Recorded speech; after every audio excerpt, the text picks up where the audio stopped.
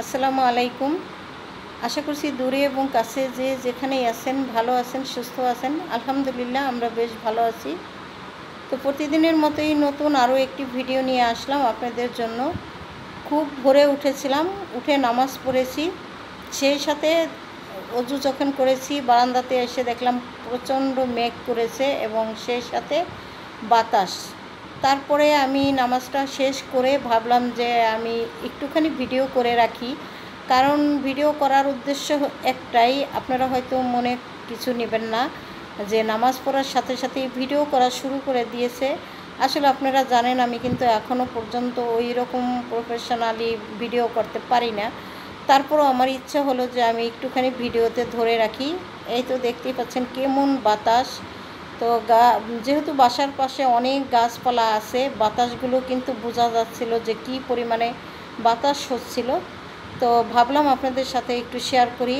আর আমি ভেবেছিলাম যে সেই সাথে বুঝি অনেক বৃষ্টি হবে, আসলে বৃষ্টি হচ্ছিল না, শুধু বাতাসটাই ছিল।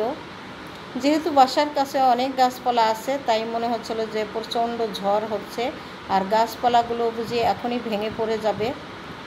তো আপনাদের সাথে একটু শেয়ার করলাম। আপনারা কমেন্টস করে জানাবেন কার কার বাসার পাশে এরকম সুন্দর সুন্দর গাছ আছে। আর গাছে যে ফলগুলো আছে এইগুলো দেখে আমার কাজের বুয়া আপা উনি বলে যে এইগুলো যদি খাওয়ার মতো ফল হতো তাহলে আর এইরকমভাবে থাকতো না।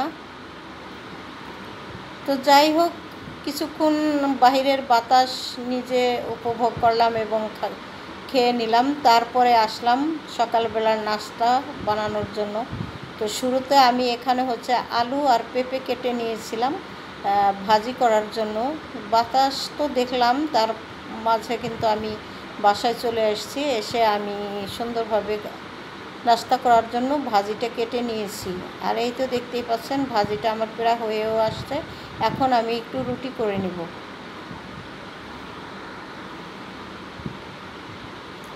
তো পেঁপে এবং আলু দিয়ে ভাজি একটু লেগে লেগে গেছে। আসলে আমি কখনোই ভাজি করলে ভাজিতে হলুদ বা মরিচ বা ধনিয়ার গুঁড়া এরকম কোনো কিছুই দেই না, শুধু একটু কাঁচামরিচ পেঁয়াজ দিয়ে ভাজিটা করলেই ভীষণ মজা হয়।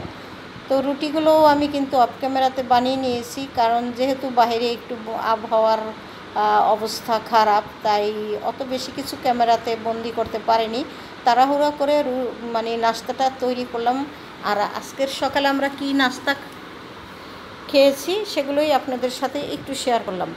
আর এদিক থেকে বাজারে গিয়েছে, বাজার থেকে কিন্তু কি আনে না আনে সে কারণেও কিন্তু একটু তাড়াতাড়ি করেই নাস্তাটা তৈরি করে নিলাম। তো এখানে ভাজি তো করেছি আর ছেলেদের জন্য ডিম ভেজে নিচ্ছি। তো এখানে কিন্তু দুটো ডিম ভেঙে নিয়েছি, এটা আমার ছোট ছেলের জন্য। আর বড় ছেলে এখনও পর্যন্ত ঘুম থেকে উঠেনি, ও যখন উঠবে তখন ওর জন্য আবারও নতুন করে ডিম ভেজে দেব।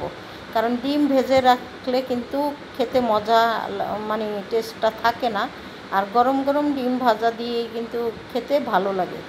তো যাই হোক, নাস্তা দিয়ে দিলাম ছোট ছেলেকে, তারপরে সেই সাথে আমিও কিন্তু একটু খেয়ে নিয়েছি।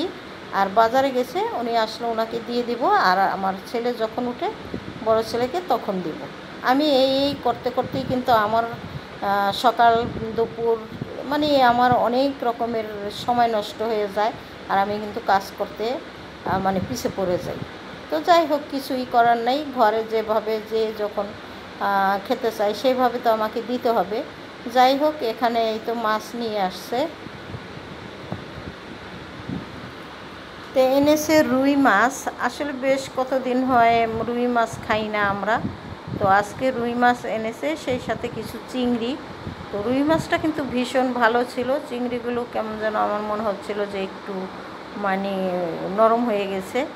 তো কিছুই করার নাই, আমি ধুয়ে বেছে সুন্দর করে আবার সব পাশাপাশি রান্নাটাও শেষ করে নিব।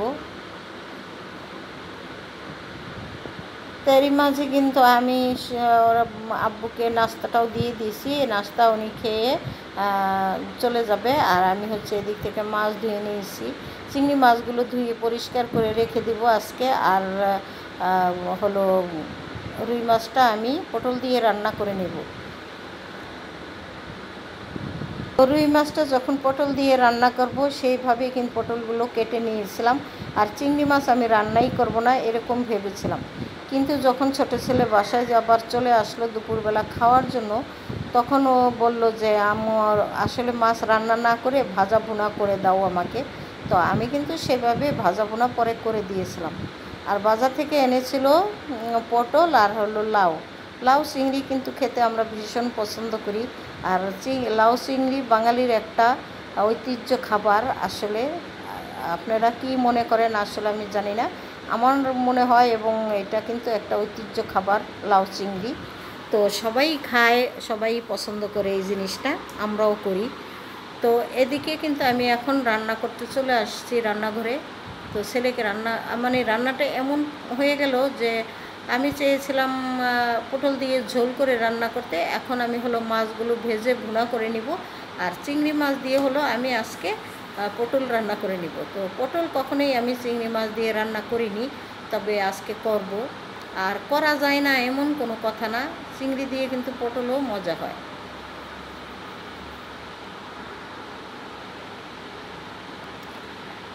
এই তো এখানে আমি মাছ কড়াইতে তেল দিয়েছিলাম, তারপরে কাঁচা পেঁয়াজ কেটে দিয়েছি। পেঁয়াজগুলো একটু মজে আসার পরে সামান্য বাটা পেঁয়াজ দিয়ে দিলাম আমি, এতে করে গ্রেভিটা খুব সুন্দর হবে।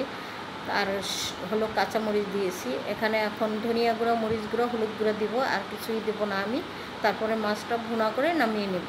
এই তো হয়ে গেল আমার মোটামুটি রান্না। আর ছেলেকে আমি খাবার দিয়ে দিব, কারণ ছেলে অনেক তাড়াতাড়ি চলে আসছে, ওর হাতের বেশি একটা সময় নেই, যেহেতু ওকে এক্ষুনি বাইরে চলে যেতে হবে। তো ওকে আমি একটা মাছ ভাজা দিয়ে দিলাম, যাতে করে ভাজি দিয়ে ও খাওয়াটা শুরু করুক। যদি মাছ ভুনা হয়ে যায় তারপরে ও মাছ ভুনা খাবে, আর যদি সময় না থাকে হাতে তাহলে ওই দিয়ে খেয়ে ও চলে যাবে।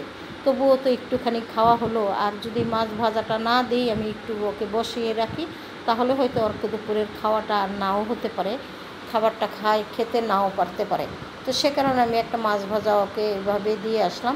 তারপরে আলহামদুলিল্লাহ মাছ ভুনাও হয়ে গেছে, ছেলেকে মাছ ভুনা দিয়ে দিলাম। ও এখন এখান থেকে 3-4 পিস মাছ ভুনা খেয়ে নেবে। তো যাই হোক, আমার কোনো সমস্যা নেই, আমি আমার ছেলেদের জন্যই মাছ ভাজা ভুনাটা করেছি, ওরা খাবে, আমার ভালো লাগে ওরা বেশি বেশি ওদেরকে খাওয়াতে পারলে। তো এখানে চিংড়ি মাছগুলো আমি কেটে নিয়েছি পরে, কারণ না যেহেতু রান্নাই করব, আর হাতে যখন মাছ ভরিয়েছি তো সবগুলোই আমি কেটে নিয়েছি। তো কিছুটা মাছ দিয়ে আমি পটল রান্না করে নেব, আর বাদ বাকি মাছও আমি কিন্তু রেখে দেবো, পরে আবার লাউ দিয়ে চিংড়ি মাছ রান্না করব।